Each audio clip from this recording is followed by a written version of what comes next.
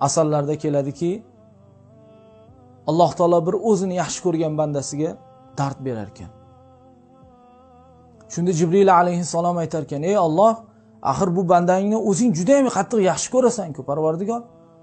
Qanday qilib bunga balo berding, qanday qilib buni dard berding?" desa, Alloh taolo aytar ekan: "Ey Jibril, men bandamning ovozini sog'indim" derkan.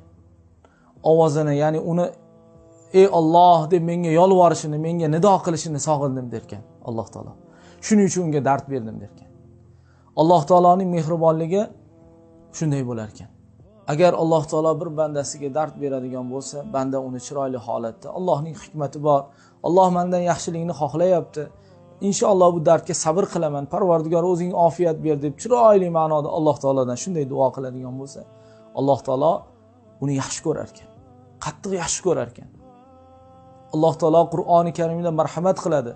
Hammamiz uchun dasturul amal bo'lgan oyat. Astag'firu billah.